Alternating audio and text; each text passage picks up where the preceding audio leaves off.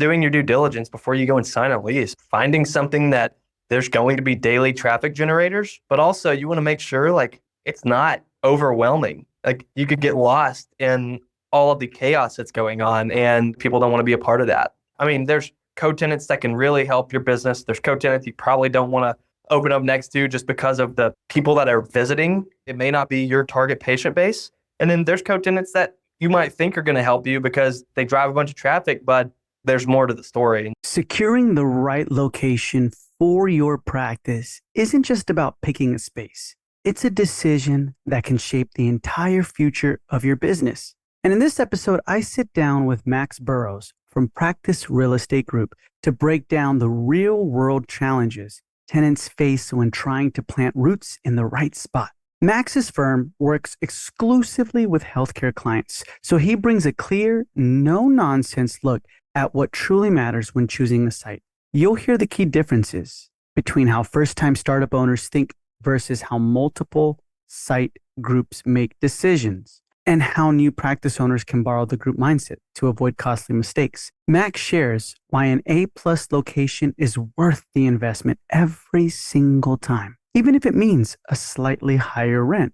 We also dive into this surprisingly big role co-tenancy plays, why your neighbors can boost your foot traffic or completely ruin it. And you're going to learn why being next to a grocery store can instantly make your practice a go-to stop in the community, and how the wrong neighbor can create nothing but problems. As we wrap up, Max explains why bringing a tenant rep broker early is one of the smartest moves owners can make. It costs you nothing, but it can save you from the kinds of pitfalls that sink new practices.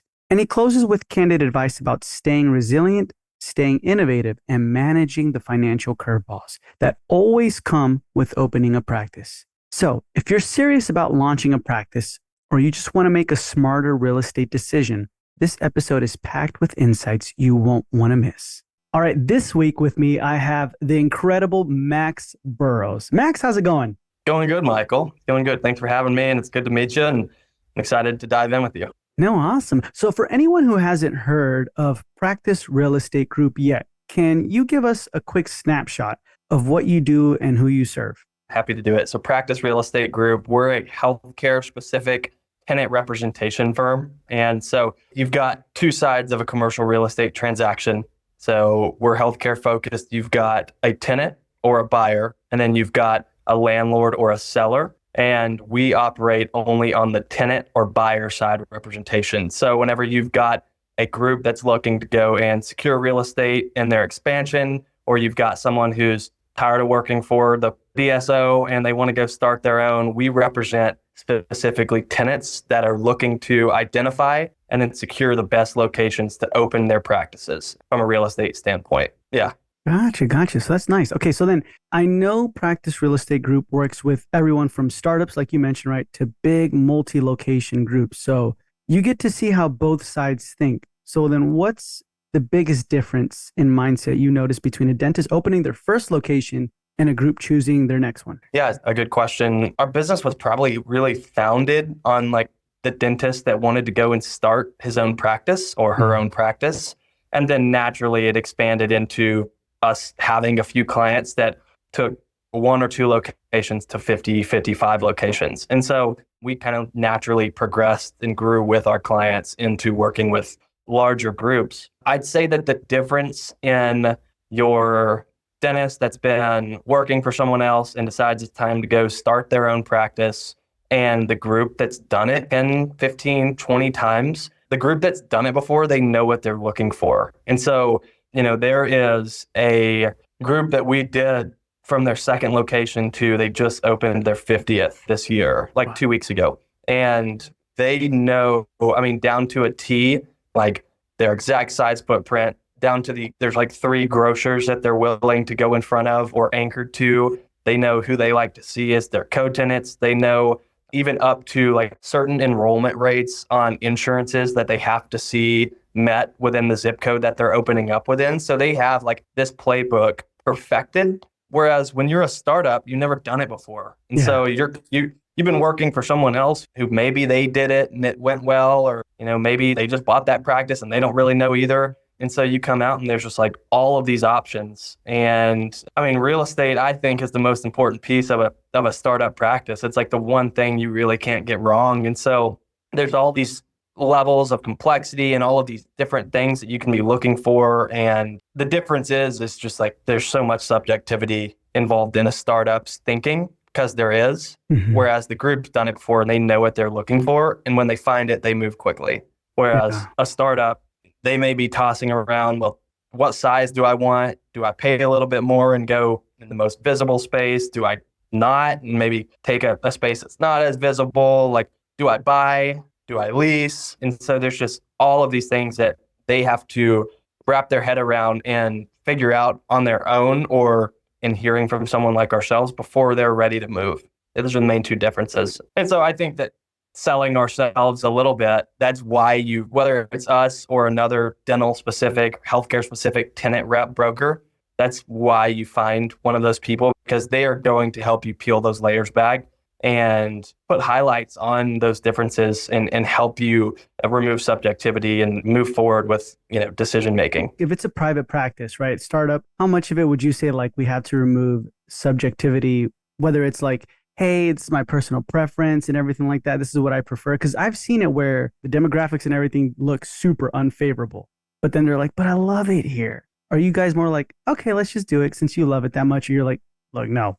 There are a couple of areas in particular here in Dallas-Fort Worth, which is where I'm located. There's 2 or 3 little pockets where within the last 2 weeks, I've had someone call me and say, hey, I'm really thinking about South Lake, for example. And like, it is very competitive from a general dentistry point of view. It's an awesome area. Like, the homes are beautiful. People have a lot of money and are spending a lot of money there, but also it is extremely competitive. And so if someone comes to us and is like, hey, we really want to be in South Lake, we need to understand why they want to be in South Lake. Because if it's just that they think it's a cool place, we should probably sacrifice the cool place and go start up somewhere else. But we've also had someone in the recent future that's where he grew up, that's where his family was from. He was willing to go set up shop there, and he knew that his ramp up period was going to take longer. But because of all these other factors that played a role in his decision making, he was open to it. And so we give them our point of view, we give them the demographics to back their thinking. Maybe it supports it, maybe it doesn't. And then if they still want to move forward there, all we can do is give them as much data and as much of our perspective as possible. We're not the ones signing the lease and making the decision. And so we'll speak about the startup model and what makes a good location. At the end of the day, like, every single project we do is different. Everybody has a different perspective. Everybody wants something a little bit different. And I don't even know if there's a wrong or right way of doing things, just because everybody's model is different and how they position themselves and their reason for doing what they're doing is different. So you just really have to like dig into the why behind where we're going. Yeah, that's really good. And I like how you mentioned that earlier. I know most startups think location means like demographic and drive time, right? Maps. But group practices seem to treat location like a revenue system. Like you mentioned, like they have it down to the T. They know everything, their co-tenants and everything like that they want to have in mind. So then what's the first mindset shift a startup owner needs to make to think like a group when scouting a site?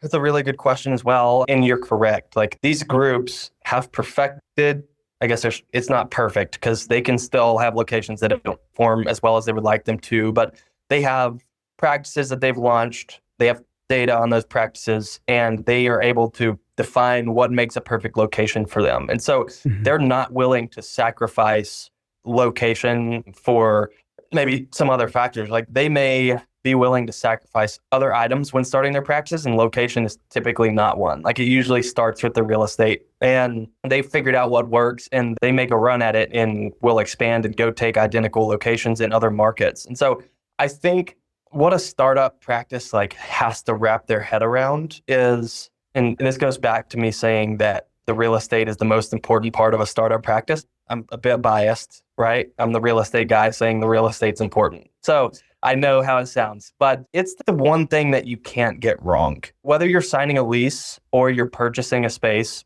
if you're purchasing it, you're planning to be there a long time. If you're leasing a space, I'd say 95% of our startup clients are signing 10-year leases with a couple of options to renew. There's a variety of reasons as to why they're doing that. But what I'm trying to get at is you're committing to that location for a long time and you are legally bound to that location. If you buy some junky equipment and you end up wishing that you would have gotten 8X chairs instead, like you can deal with it a few months and then go and buy new chairs. But you can't like test drive your location. And so it's the one thing you have to get right. I see a lot of the times that people will say like, we could take this B minus or C plus location and we'll get a bit bigger of a space and we'll pay less in rent. Like that seems awesome, doesn't it? But if your practice is going to suffer, paying less rent really doesn't do anything for you, right? Like you're going to pay less rent, you're going to produce less.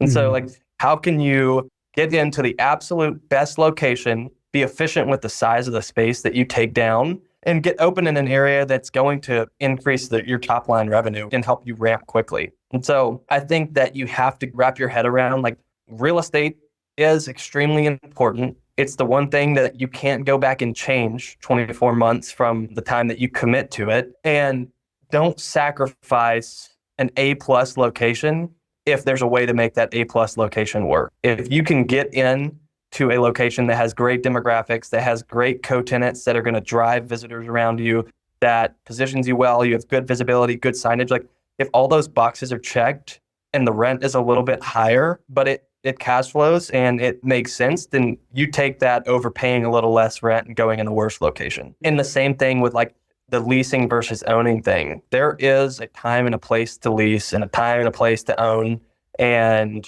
it really just depends. But I did a case study interview yesterday with our marketing team, and we were talking about a deal that we did about a month ago, and we looked at spaces to lease, and then we started out looking at buildings to purchase, and financially could have made either of them work, but it just came back to like one of the lease locations was just the best location. Simply like you outpositioned any other competition. The landlord was giving us a good deal. And so even though we could have owned, it just made more sense to go and lease a space. And Starbucks could go and own their real estate and build a real estate empire, and they don't because they don't want to sacrifice location. It's what's going to drive that top line. And so really long-winded way of me saying like, don't take a B or C location and cut corners just to save a little bit, because ultimately, like if your practice suffers because of that decision making, there's nothing you can do about it. Interesting. Okay, I like that a lot. So then find a fantastic location, make it super efficient with the space that you have. And then the third thing was what you mentioned? This is for the mindset? Find the absolute best location and then be efficient with that size of that space, right? I could sit here and pull a calculator out and talk you through like the difference in what you're going to be paying in rent. The same amount per square foot on 2,500 feet versus 2,000 feet. And whenever you back into the math, you can beat a landlord up over $1 a square foot or $2 a square foot here and there. But like the way you cut costs significantly is trying to be as efficient with your space as you can. And so as we've seen rents climb, I've actually seen general dentists and other dental specialists try to get really efficient with their space. You know, I think your average startup dentist used to be probably 2,500 square feet. And I think now it probably really sits around like 1,800 to 2,200 feet.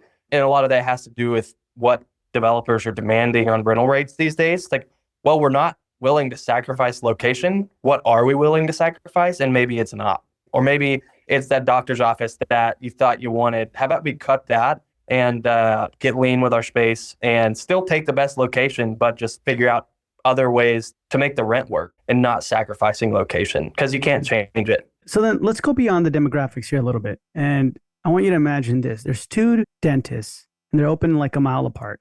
Same demographics, same rent, same marketing budget even. But 6 months later or time later, right? One's booked solid and the other one's not. You've seen this play out, I'm sure, right? At Practice Real Estate Group. So what's usually hiding underneath that difference? So we've got two dentists, same specialty, and they open up, same demos, similar type of real estate. One crushes it, one struggling. What makes the difference? The main difference that I see from someone really excelling and someone not is I feel like it's specifically how they communicate and interact with other individuals. And maybe that's something that just comes naturally, like it's personality type. But the doctors that we've helped that launch and just crush it immediately, I usually can tell in like our first or second meeting. From the moment we meet them, there's one in particular that like I still say it to this day. Oh, he's going to be famous in his field. And I knew it from the jump. I still believe he will. And I think a lot of it is just like patient interaction, the environment, and the way that they care about their patients when they come in. And then at the end of the day, like I'm in sales.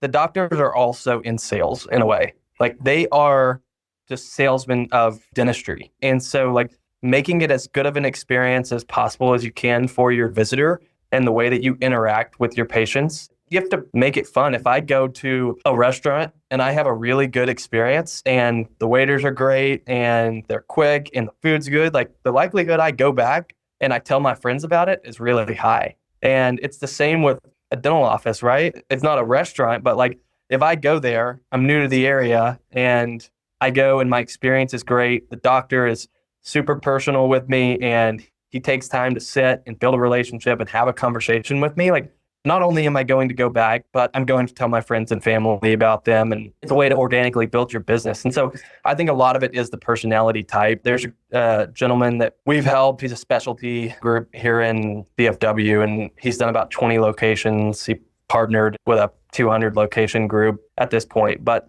there was a time that he told me, if you put him at an intersection with 4 dental practices, he's the 4th. Picture it. There's one on each corner of this intersection. He said, I'll outperform every other office. And when asking him, how are you so confident in that? It was, I don't know a right way to word it, but I'm the best salesman of my product. I'm the best salesman of dentistry. Mm-hmm. And it really is. So like giving good experience and just like being personal, building relationships with your patients is the same way I've grown my business. There's got to be more than like, I'm just the real estate guy that helps you find a spot and then I'm off. There's so much more that you can be doing. And so thinking outside of the box and do more. And you want them to go, you know that they're going to go tell people about your product. So I think that's the big difference is just like personality type and what you do on top of just opening the office. Yeah, I like that a lot. So the personality of the practice, right, is what kind of differentiates them. So then you also kind of mentioned this, for example, the practice owner who's like now partnered up with 200. When groups analyze an area, what human movement data do they pay attention to that the average startup you've noticed completely misses? They look at a lot of different things, but as it relates to like human movement, I think that you see a lot of these groups. Obviously, they're going to look at if we want to target a specific personality or people type or income level, we're first going to look at demographics and make sure that the people that we want to serve live in this area, right? Mm-hmm. And you can back into that through demographics, whether it's through us or through another demographic platform. Like you can go and figure out, is the person that I want to serve, do they make up this zip code or this area? And so they're going to start there, but I think they dive deep into like, what are the other businesses that are going to be popping up around me or that I'm going to establish myself adjacent to or next to, and what people are coming and visiting the businesses and how often. You see all of these corporate groups that want to open up on out parcels or anchored to a grocery store. And like, why is that? It's because I know me personally, like my wife sends me to the grocery store like 3 times a week. And it's just like convenient for people, right? People want convenience. And I go to the grocery store that's closest to my house. We go to the Starbucks that is anchored to the grocery store because you can kill 2 birds with 1 stone. And so like, how do you make it convenient for people? And how often are they coming here? A hypothetical could be you're a pediatric dentist. You've got 2 sites. The demographics look the exact same. One is in a building that's next to, let's say, a cellular store. So like a T-Mobile. And then another is next to a daycare. Seems obvious, but the daycare is probably going to have the potential to drive a lot more business to your pediatric dental practice than the T-Mobile store. And so like taking these other businesses that you're surrounding yourself with into account, I think is what the corporate groups really do a good job on. Granted, they've got deeper pockets most of the time, so they're able to go and pay more to get in those A+ centers that are on the out parcel of the new HEB. And so like you've got to figure out how to get that good location, but not bog yourself down with too many expenses. But they're going to really analyze who are the people around us, how often do people visit these other businesses? And it's important. You want to be surrounded by daily traffic generators, right? Like the Hmm. coffee shop, people are going to come there daily and revisit there. And coffee shops, I mean, I guess people don't care about like caffeine overload. Like they can be busy at 7 a.m., they can be busy at 2 p.m. Whereas Yeah. like the CPA's office, how many people are walking in and out of that place? Paying attention to the other businesses. And then if you can open up where there's a grocery anchor that's busy or a fitness user, like it's kind of just the icing on the cake. Interesting. Okay. So I know that it's kind of like co-tenancy, right? That's right. As you're listening to this, you may be thinking, okay, this all makes sense in theory, but how do I actually know if I've picked an A plus location or a B minus one that's going to drag my startup down for the next 10 years? And that's exactly where Practice Real Estate Group comes in. And what I like about Max and his team is they don't just send you a list of vacancies and say, hey, which one do you like? Which one fits your vibe? No, they're acting like the group that's already done 50 locations just for you. They're the ones asking tough questions like, hey, why this corner and not the one across the street? Are you about to tuck your startup behind a future 5,000 square foot DSO you didn't even know was coming? Or are you trading a tiny bit of rent for years of slower growth? And here's the part most people miss. You don't pay them. Their fee is baked into the deal, whether you go in alone or with representation. The only difference is whether that money goes entirely to the landlord's broker or whether you have someone whose full-time job is to protect you from bad leases, bad neighbors, and bad assumptions. So if you're even thinking about a startup or a next location, not tomorrow, not once that build out starts, but now, go check out Practice Real Estate Group's startup page. See how they break down site selection the way groups do and play with the startup calculator Max mentioned. You can find it at practicerealestategroup.com. That's practicerealestategroup.com, or you can go in the show notes below, click on the first link in the show notes below, and it's going to take you to the website and see for yourself what Practice Real Estate Group can do for you. All right, let's get back to Max because I want to push a little deeper into this idea of co-tenancy and how your neighbors can quietly make or break your first 3 years. So then, is there a way to tell if your neighbors are hurting your visibility?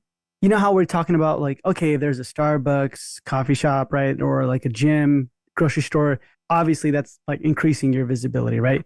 But is there such thing as like, man, they're actually hurting our visibility? Yeah. I guess it depends, right, on what patient base you're wanting to serve. Like I said, Mhm. like everybody's business is different. Every deal is different. I don't want to speak and say that there's some universal group that you never want to be next door to, Mhm. but there are a few users. I'm not going to go and out these businesses and stomp Yeah. on them, but there are privately, doctor, get me on a phone call. We can talk about it. There are businesses that you probably don't want to be around. And you could probably off the top of your head, like think about a few, right? But the other thing you got to think about is there could be a tenant that it looks like they could help your business, but let's say that you set up in a little two tenant building. It's you and Starbucks, right? Let's say that you set up in a building right next to them and you only have like 15 parking spaces total. They could probably hurt your business because of how difficult it is to find a parking spot whenever you're trying to go to your dental office, right? It becomes an inconvenience and people don't like inconveniences. And so like even if it's a good co-tenant, it doesn't necessarily mean it's a good co-tenant. Like I said, there's all these levels of complexity that you have to continue to unpeel as you look at spending a few $100,000 on opening this practice. And so there are businesses that would probably hurt your business. There's Mhm. also businesses that could look like they would help your business that actually may not. Interesting. What industry is that? I guess what I'm speaking to would be a really high volume, high foot traffic tenant, and there's not enough parking spaces, something like that, right? Like make it really complicated for your visitors. And if you don't have enough parking for your staff and for your patients, that becomes a real problem. And it's one of those things where, like, again, you signed this long term lease. And what do you do about it? You try to go find a solution to it, try to go back to the landlord and say, hey, this has become a real bottleneck for us. But at the end of the day, like they may not be able to make more parking spaces, right? Yeah. So that's just one thing that like comes to the top of my head that even if it's a good brand that's going to drive visitors, it also could hurt you if you're not paying attention to all of these little details that you need to be taking into account when launching a practice. Yeah, no, I've totally experienced that. I remember there was like I mean, this is not in dentistry, but like there was a In-N-Out and then there was a Chick-fil-A. And then the drive-through Mhm. lines were insane. And right in the middle of that, they were going to make a Raising Cane's. And I'm like, this is going to be insane. And sure enough, they opened it. Insane. Like the drive-through people didn't know where to go. Still like Yep. that till today. So it makes you think, oh man, there's a lot of foot traffic, but is it killing? You know what I Yeah, mean? I mean, I can think of certain shopping centers that I have to go to that I don't really enjoy it because it's just absolute chaos. And so it's like walking that fine line and just doing your due diligence before you go and sign a lease, but like finding something that there's going to be daily traffic generators, but also you want to make sure like it's not overwhelming. Like you could get lost in all of the chaos that's going on and people don't want to be a part of that. I mean, there's co-tenants that can really help your business. There's co-tenants you probably don't want to open up next to just because of the people that are visiting. It may not be your target patient base. And then there's co-tenants that you might think are going to help you because they drive a bunch of traffic, but there's more to the story. And so, No, definitely. Let's dive a little bit deeper on the co-tenancy systems. What's one surprising co-tenant that you've seen dramatically boost the dental office's success and one that looked great on paper but killed momentum? good question. I think dramatically boost. There is one of those groups that I mentioned earlier that we took from 2 locations to now they're at 50. They opened an office anchored to a specific grocer in Cypress, so Mhm. in one of the Houston suburbs. And they hadn't opened anchored to this particular grocery store. And median household income was actually higher on this specific site than they like to see. They thought that they were targeting like a middle to lower income patient base. And these incomes were like middle to upper incomes. So they were higher than we typically like to see. But there were other things that we looked at. Oh, guys, we really think this is going to be a good location. And they almost didn't do the deal. It ended up being their best practice to date. And it was a different grocer that they hadn't done before. And now they're like, how can we get more of those centers, right? And I mean, really, I think it had to do with just targeting that kind of a shopping center. Their brand fit really well with the customer base. And so that store really increased their production in that office. You know, I think it had a lot to do with it being their best office. And I do think like demographics in the market, people that were there obviously all had something to do with it. But again, like the grocery store, the people that were going there was the icing on the cake and like pushed them over, you know, maybe the average of what they were doing in other offices. It set it apart. That's one. And then what's something that's hurt a business? I mean, I feel like we try our hardest to not let our clients go into spaces that are next to tenants that are going to hurt businesses. And so nothing really comes to mind. I will say that something that you should watch out for that could hurt your business, right? So I've got a client that I'm working with right now, and we are negotiating an LOI. There's a new grocery anchored center. The demographics look great. They're going to be building multi-tenant retail space, so like a retail strip that's attached to this grocery store, right? Mhm. And so we are negotiating an LOI to go into on an end cap for the retail that's being built attached to this grocery store. The demos look great. We slim down, just get efficient with our space, we make it work. They also are going to have pad sites, so like little 1 acre land sites that are stacked all out in front of this development. If this doctor was not represented by someone like us that knows the market, then they may just go in there and say, hey, let's make sure that there's no other dentist that opens in this strip center. We're going to get an exclusive on this retail space. I know for a fact that there are multiple DSO groups that their thing that they are doing now is they don't want to be in that retail space. They want to buy the land out in front of it and build a freestanding office. And so if you didn't know that, you may go in, sign that lease, and not restrict anyone else from coming on those pad sites. And so that could really hurt your business, right? You're a 1,800-foot startup private practice, and you're tucked behind a 4,000 square foot freestanding, like beautiful dental office. That doesn't help your business, that's for sure. And so we get out in front of it, make a phone call to the developer, and it's like, hey man, come on, like, don't you think the big DSO group, they've got enough sites here, like let the little guy win, you know, kind of like poking at him, Mhm. playing. And they ended up letting us restrict everything within that shopping center, right? So no other dental group can come and buy a pad, lease a pad or lease space in the retail strip. And so it's just like, you've got to be forward thinking ahead, because maybe there's nobody there that would hurt them today, but there could be 6 months after we sign that lease. And again, like, you can't go back. The lease is signed. I may not have an answer for like what business has really hurt another one of our clients. And I think it's probably because we really try to get ahead of that and make sure that that doesn't happen. No, that's really good because that happens a lot, right? There's a new location, new strip opening up and everything like that. And then we want to set up there because I always just thought, no other dentist can work here. Cool. Awesome. Let's sign it. Right. Kind of a thing. Numbers look great. Everything looks fantastic. Maybe I should probably start thinking a little bit more about like who else may be around here, but I wouldn't be thinking about another practice doing that. That's right. And like knowing that that developer owns extra remaining land that they could market at some point, we want to go and restrict them from doing any competitive user on that land. And so if you're not paying attention to that, you miss it. This DSO group with 1,500 locations builds a 5,000-foot clinic there. That doesn't help your business. That hurts your business. Yeah. And so getting ahead of that and preventing that from happening, I essentially told this guy he wanted us there. He pushed back and only wanted us to restrict the retail building. And I responded and told him, hey, I'm just letting you know, like, if you don't give us the restriction on those pad sites, I know the other users in this market, and I know someone would probably want this site. And so, like, if you want to go chase them and target them, fine, but you are not getting a private practice if you're also going to allow one of those groups to come buy a pad. Ultimately, he was like, okay, like, we like the private, you're ready to go, let's do it. They tried to push back. Like, would they have maybe done two?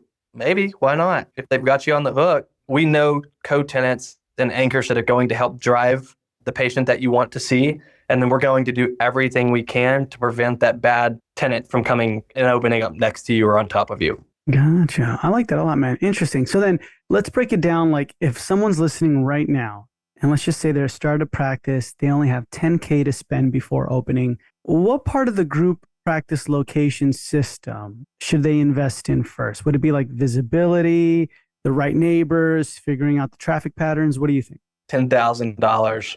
Go put it on red and double it. Then we got 20. I'm just kidding.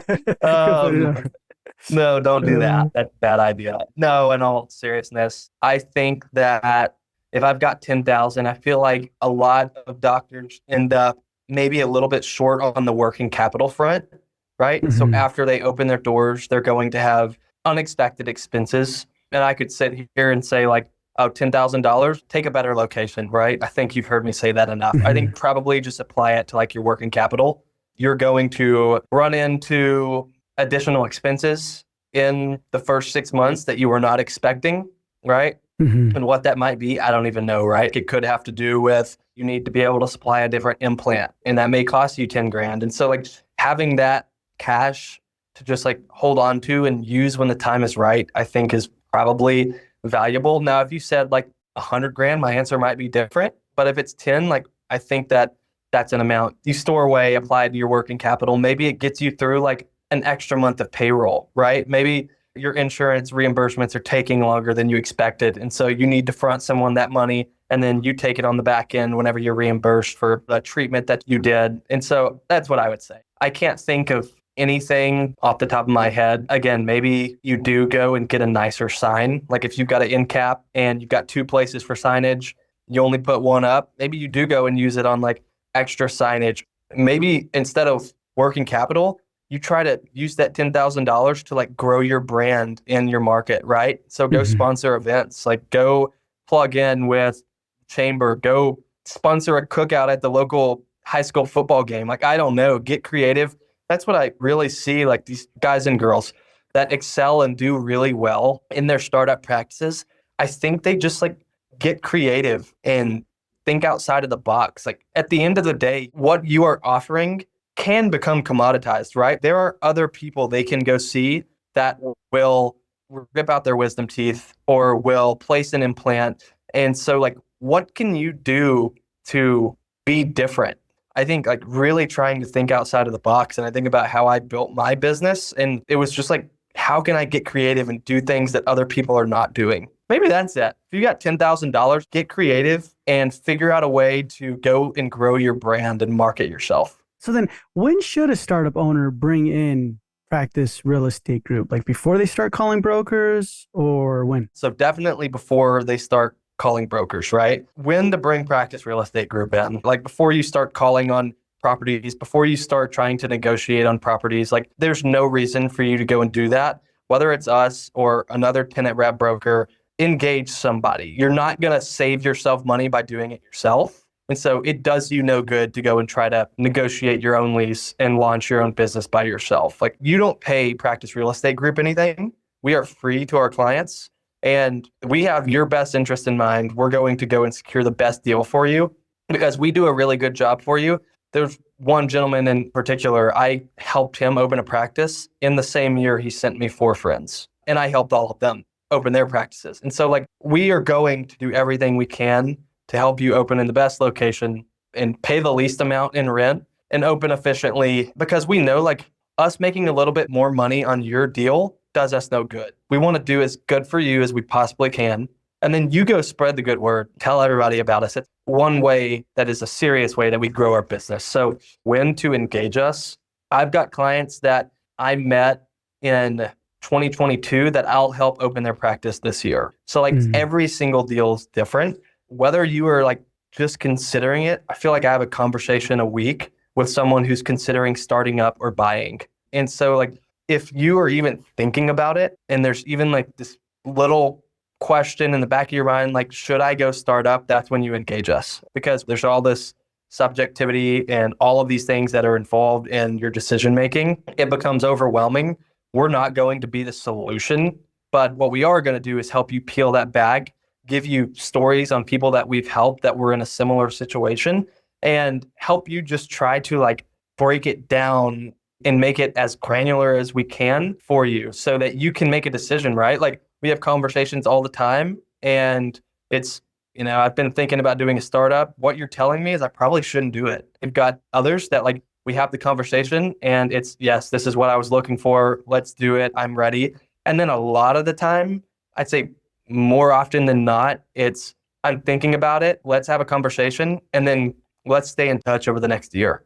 And so a lot of the time it's like we are just spreading the word. We meet with clients, we talk with clients, and we let them know everything that we can do. And then when the time's right, they remember us and they come back and we go work on something together. And so there's no right time. We want to talk with you as early as possible in the process.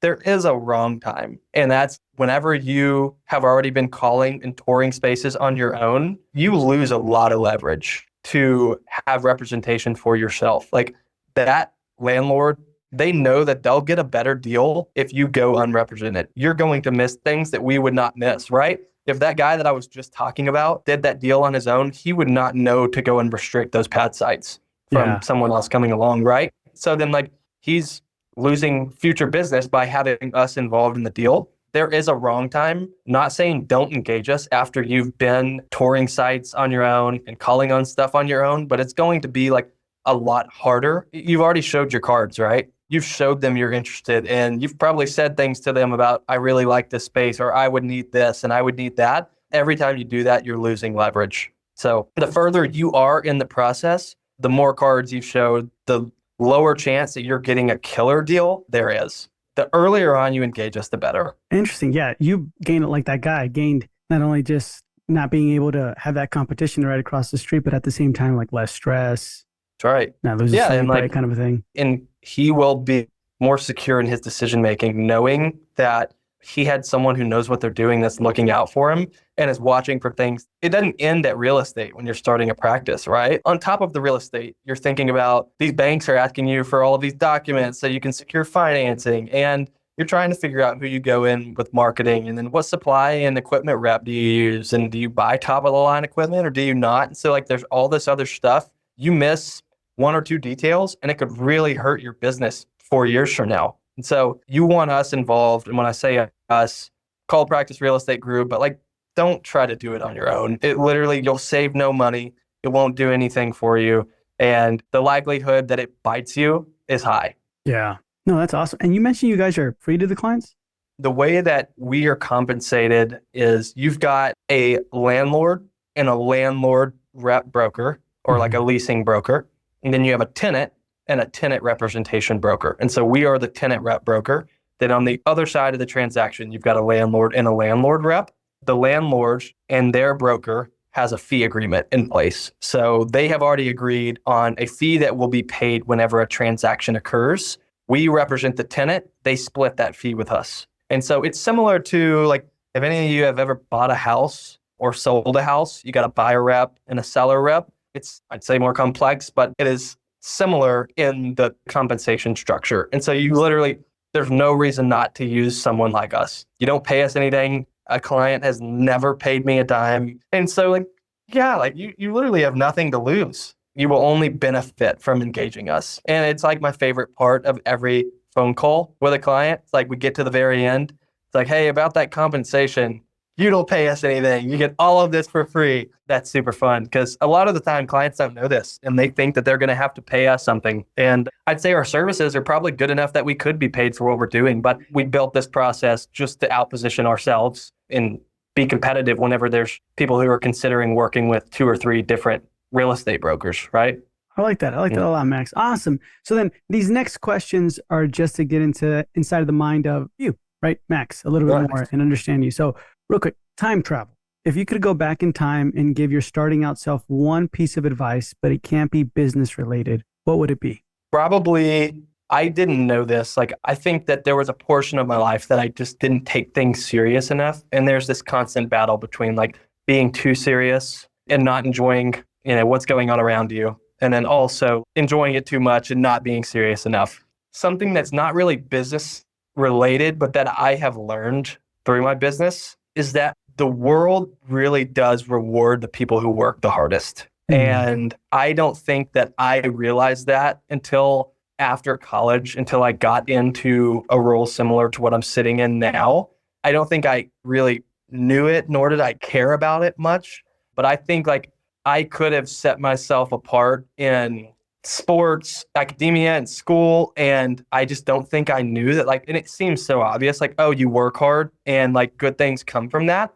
But it's something that I have learned through business that I will now apply to like everything in my life moving forward. If you're consistent and you are willing to do things for a long period of time without getting bored and you stick with it and you work really hard, the world will typically reward you. And if not, you'll learn things about yourself. That is something that if I could go back in time prior to high school, I would probably like implant that into my brain because it took me until now to realize that, but it's so true. And I see it with not only with myself. Now I've got friends and family that are pursuing hard things and like, oh, they just work really hard and they stick with it. And there's like a selection factor to that, right? You stick with it and work hard for long enough.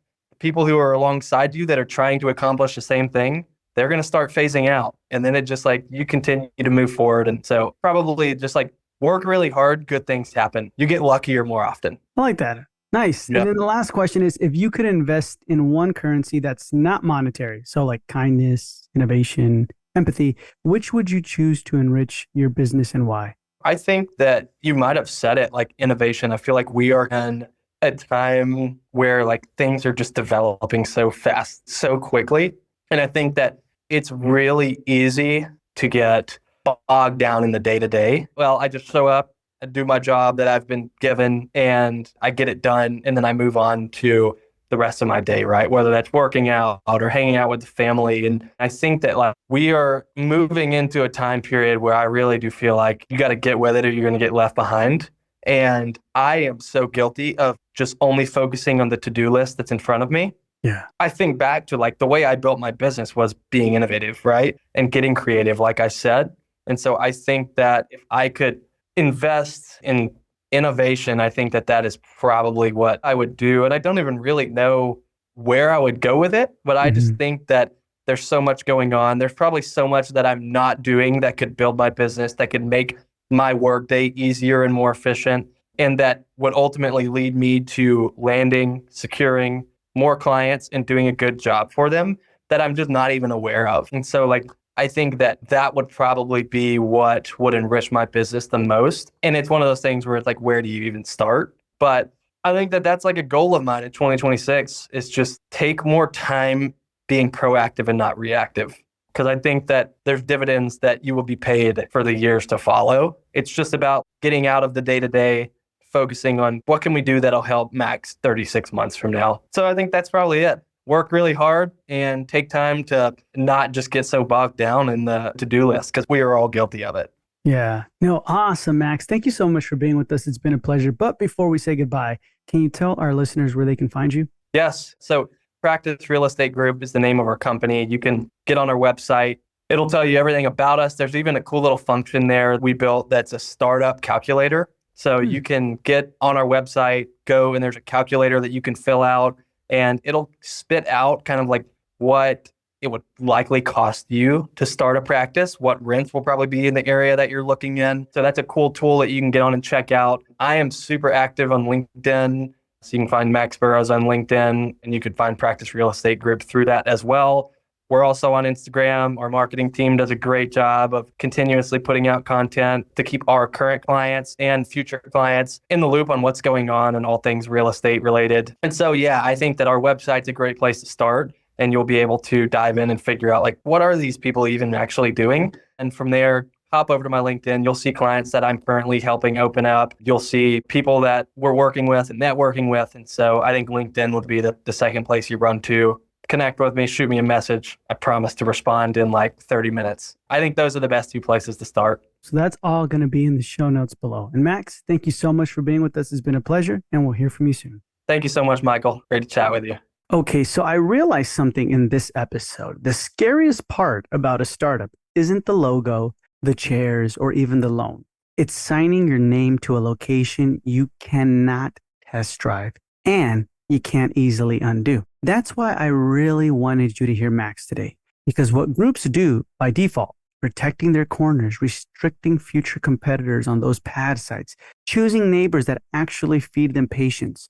Most solo owners don't even know to ask about that stuff. But Practice Real Estate Group basically lets you borrow the same playbook. They help you think like a 50 location group before you've opened your first. They'll tell you when your dream area is actually a landmine and when your story and roots make that risk worth it. And they'll catch the invisible stuff, like the future DSO pad in front of you or the parking nightmare that ruins patient experience long before you sign. And again, just to underline it, you don't pay them. Their fee is already built into the deal. The only real decision is, do I want the landlord's team to be the only ones at the table, or do I want someone's whose only job is to protect my side of the pen when I sign that lease? If you're serious about a startup, expansion, or even just wondering, is my area actually as good as I think it is? Go take that next step. Head to practicerealestategroup.com. That's practicerealestategroup.com. Or you can go in the show notes and click on the first link in the show notes below, and it will take you to practicerealestategroup.com. And check out that startup cost and that rent calculator that they have.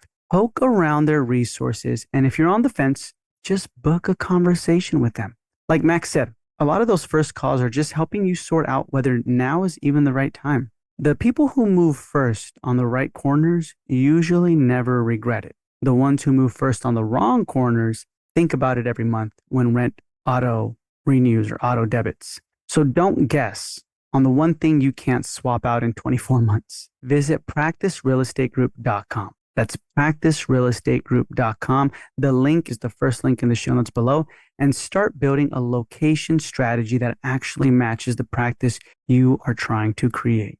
All right, thank you so much for tuning in with me, and I'll talk to you in the next episode.